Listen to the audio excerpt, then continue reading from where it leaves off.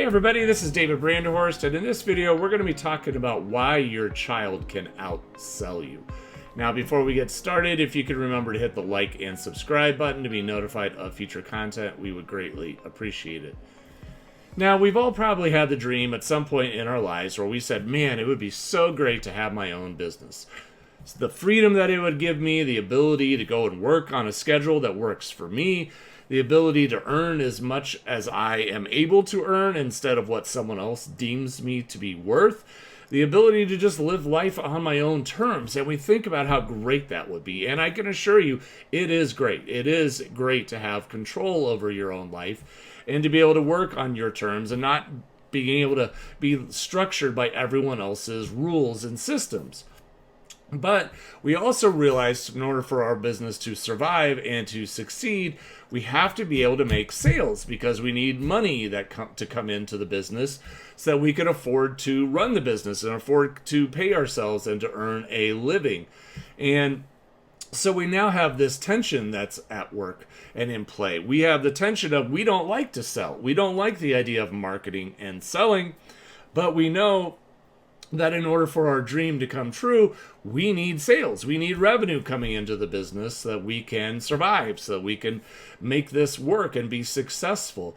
So we have this tension and we struggle because we don't want to make sales and we don't have to be a salesperson, but we want to have a business. And so how do we reconcile that? And I'm here today to say I think that we make this too hard. I think we make this too complicated. And selling, when it's done well, is actually quite simple. And I want to take you back to a time when either you were a child or to a time when you were the parent of a child and something that you went through.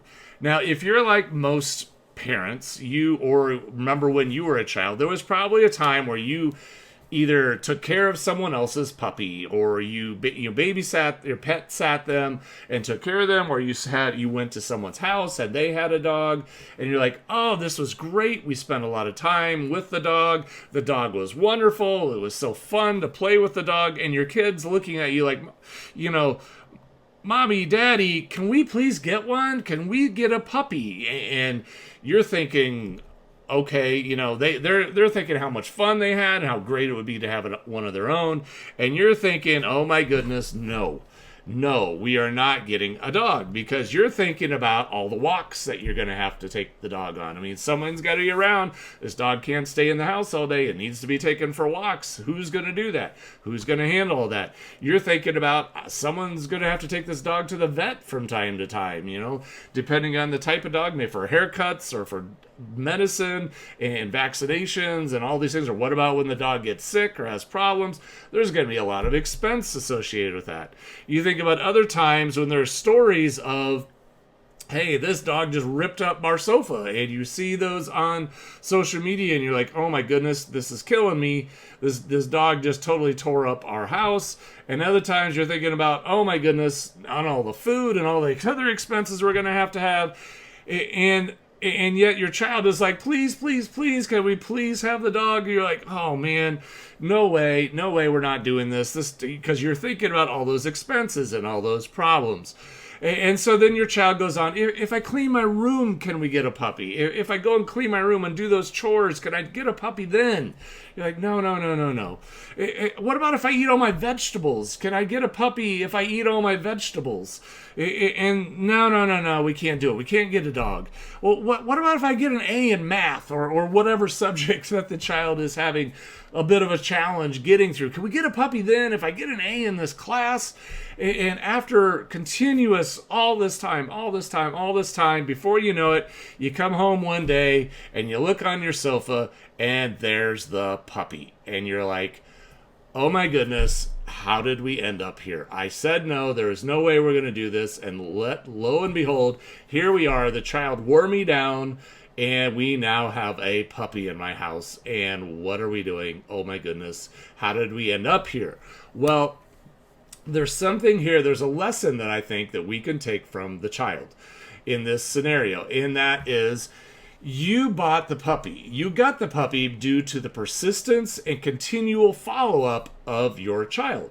That child was sitting there saying, please, please, please, can we, and continued to stay on this path and continue to follow up with you and continued over the next several weeks and months to say, but what about this? Well, what about that? Can we get a puppy then?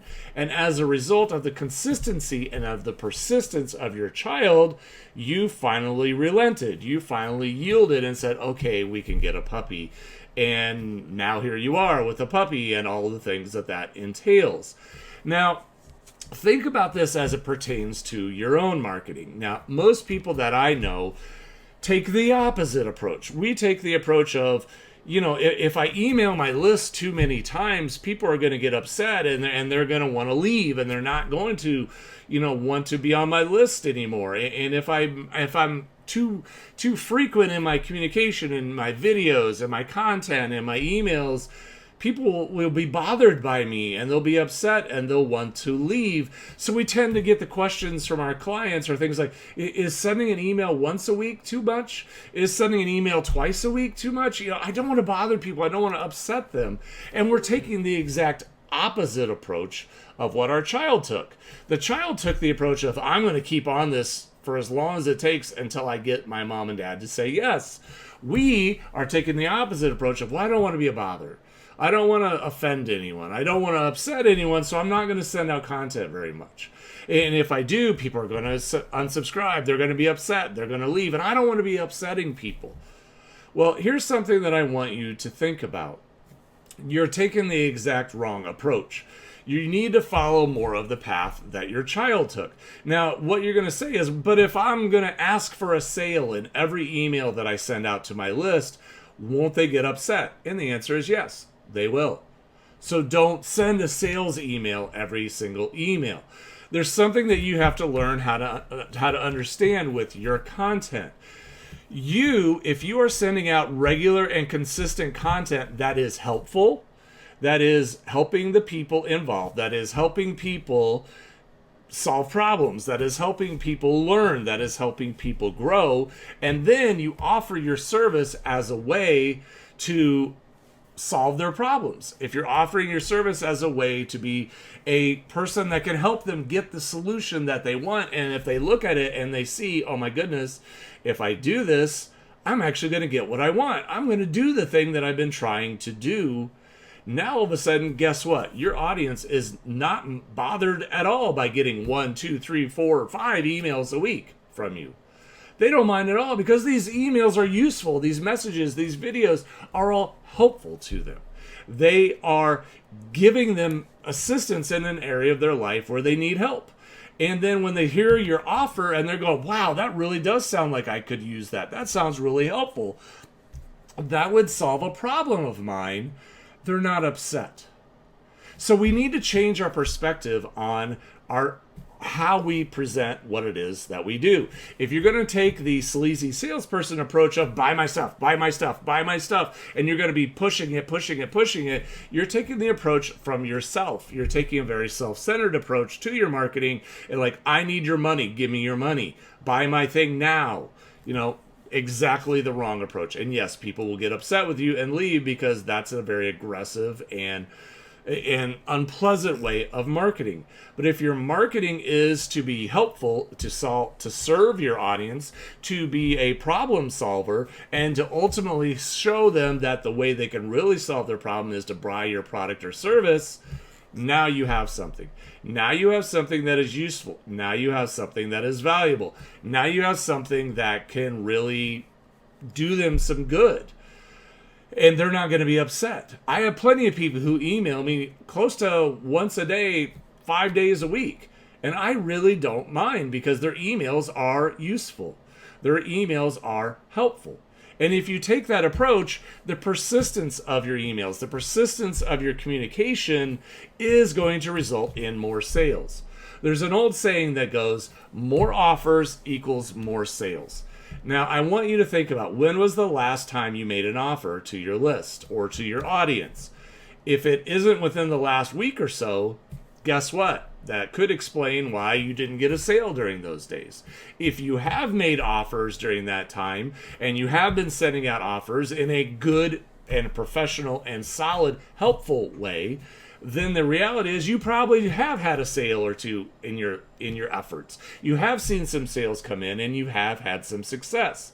So if you want your business to succeed, you have to make offers. You have to send out content that is helpful and includes the ability for them to take the next step, which is to work with you and engage with you and to hire you or to buy what it is that you're offering.